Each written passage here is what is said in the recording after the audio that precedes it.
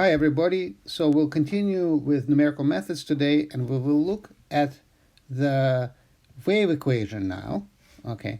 So as with the heat equation, we use the discretization in space and time, right? So J here represents space and will represent time. And then we use centered differences. So, and we get this scheme here. On the left is the second derivative in time, and on the right is the second derivative in space. Okay, so this is an explicit method because we can solve for un plus 1 explicitly. It only appears in one place here, and so solving for that, we obtain the following scheme, okay? And here, the interesting thing is that un plus 1 depends on both un as well as un minus 1, okay? And in particular, when n is equal to 0.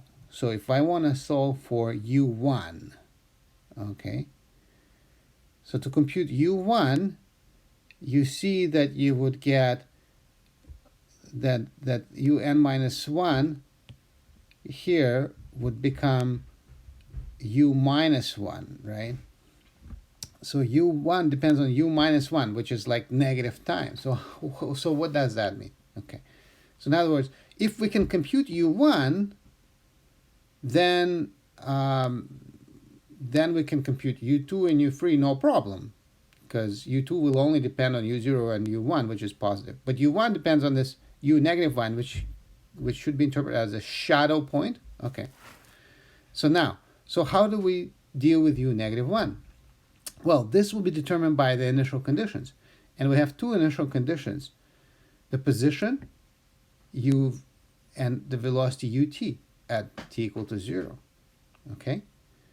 So then what we do is we just discretize the velocity, discretize this time derivative using finite differences. And so this is the discretization using centered differences for the first derivative. You get u1 plus u minus 1 divided by 2 delta t for the derivative. Okay? And then of course, the position is just u0j is equal to phi j. Okay, so now this equation here sort of determines u minus 1, except now u minus 1 depends on u plus 1.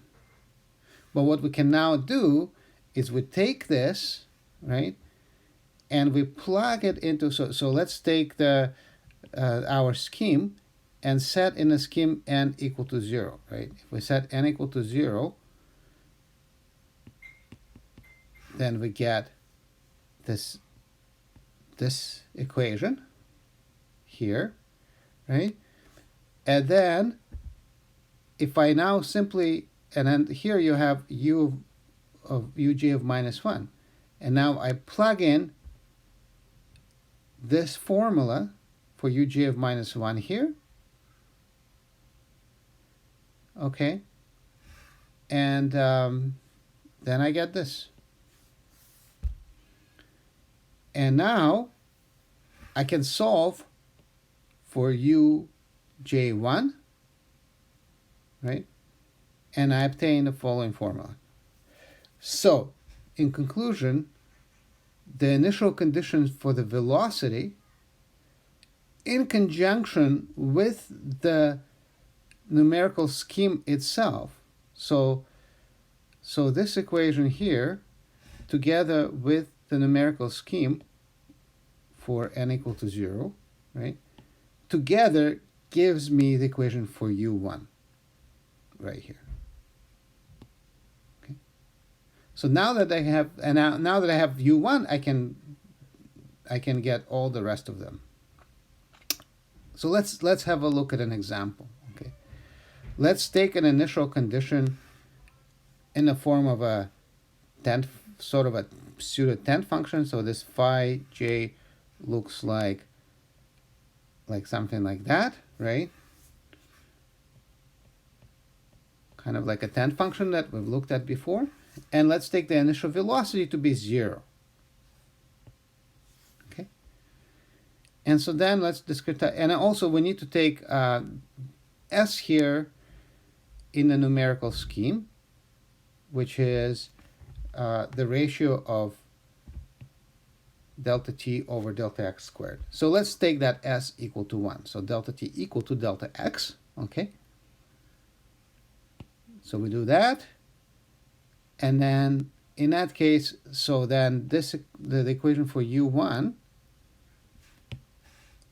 is here. And then I rewrite the equation for un plus 1.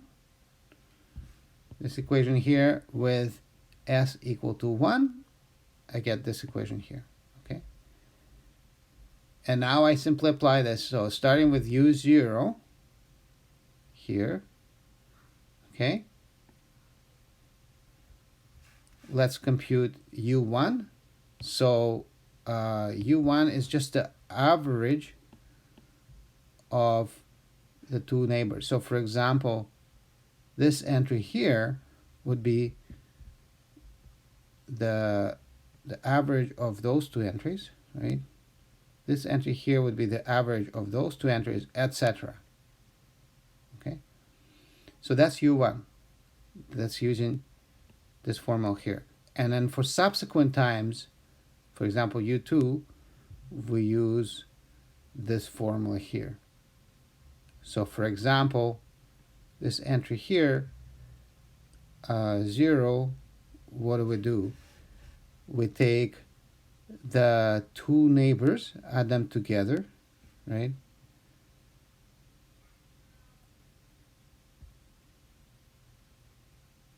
And subtract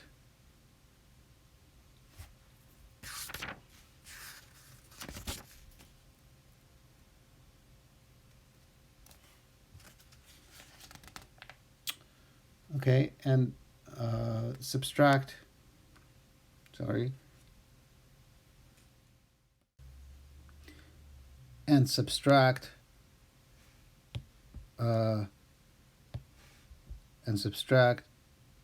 the n minus 1, right? So we subtract that term, yeah. So we get, in other words, it's 1 plus 1 minus 2, right? Gives me the 0 here. Yeah, so we can take another example. Let's say this one, this entry. So I got 1/2 plus 1, that's 1.5 minus that entry, right? So 1.5 minus 1 is 1/2, okay? So I get this solution. So let's actually sketch this. The first one looks like that. The second one looks like something like 1/2, 1, 1, 1, something like that. And then after that, the next one looks like this. Okay, and then you just have these two pulses moving apart. So this is actually sort of what we would expect. If you remember, we did this problem where we solved this explicitly, and that's kind of like what the solution looked like. Okay, so that's the method, and it seems to work. Now, what about stability? Remember when we did the heat equation, when S was equal to 1, that was kind of too large, right? The S was also the ratio of delta T over delta X squared. But here S equal to 1 is okay. So let's do the stability. Okay, so again, starting with the numerical scheme here, we plug in this ansatz xc uj n equal to xc to the n times z to the j. So z is this complex unit, okay, on a unit circle, and xc to the n, well, xc is the amplification factor, and stability would mean that there's no blow up. In other words, xc should be less than 1 in absolute value. Okay. All right, so if we plug that in the equation, from this term we get xc after factoring out xc to the n z to the j, right? And then this one will give me xc to the minus 1, etc. So this is the so-called dispersion relation that we get, the relationship between xc and z, okay? And now this is actually a quadratic equation, right? If you multiply by xc both sides. So this term in brackets, of course, is real. Z is a complex unit, so z plus z bar is cosine, 2 times cosine, right? And so if I let p equal to more or less this bracket, that factor out the 2, okay, then I get the following equation. This is the quadratic equation I get for xc. And I can solve this quadratic. Let's just write down the roots, what the roots are, using the quadratic formula, and we get this roots. Now notice that there's 2 roots, and if you multiply them together, the product of the roots is the constant coefficient in the quadratic. So the product is equal to 1. Okay. So there's now 2 cases to consider.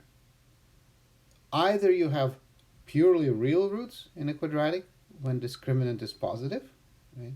If you have purely real roots, and if their product is equal to 1, that means that one of the roots must be bigger than 1, the other one less than 1, okay, in absolute value. The other case is when the discriminant is negative, right? So let's look at this case first. When the discriminant is negative, then so here you have negative. So then you have complex eigenvalues, right? So in this case, the complex eigenvalue is plus or minus I times the square root of 2p minus p squared, right? That's what happens. And in this case, these are conjugates of each other, okay? In other words, xc plus bar is equal to xc minus, right? So if I look at the length of this, either xc plus or xc minus, right? So that would be xc plus times xc plus bar, which is equal to xc plus times xc minus, which is actually equal to 1. Okay. So what this says is that when the discriminant is negative, the complex roots are conjugate of each other, and in that case, because of this expression, they both lie on complex circle. So you have xc plus and xc minus, something like that, and they lie on a complex circle, right, of radius 1. And that means it's stable. So that case is stable because when you're in complex circle, you don't blow up to infinity. Okay, so you just oscillate around the circle, but you don't go off to infinity when you take n to infinity. C to the n doesn't blow up. Okay, so that is the interpretation of stability for the wave equation, is that this xc, both xc plus and minus, are exactly 1 in length. Okay. Now, on the other hand, as I said before, if the discriminant is positive, right, then xc plus and minus are purely real. With the product equal to 1, that means one of them have to be bigger than 1 in absolute value. Okay? And in that case, the problem is unstable. So c to the either c to the plus or to the minus n will blow up.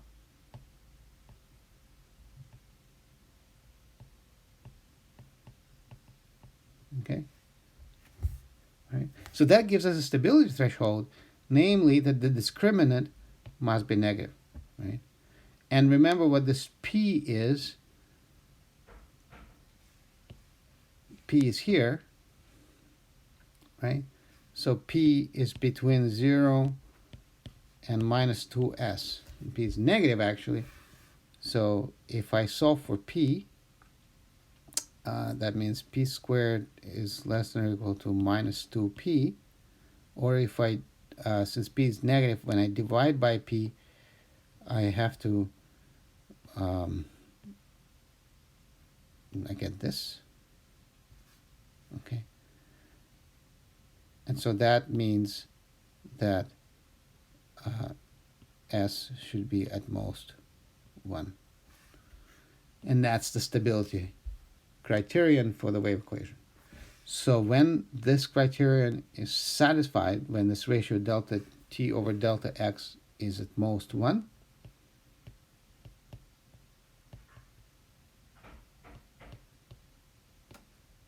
okay, in that case, all of the solutions of this basic form oscillate, because c to the n is just moves around on a complex circle, right? So c to the n remains 1 in amplitude. So it doesn't actually decay or increase. Okay, and that's exactly what we want for the wave equation, because the solution, when you start with a wave, whatever form, let's say a stand function here, but anything, right? Then you get a solution where the height doesn't like go to 0, right? The wave doesn't just diffuse; it stays at some height, and it just propagates forever. Neither grows nor decays, right? And this is reflected in the numerical scheme in the fact that the simplification factor it lies on a complex unit circle, at least when the method is stable, which is good.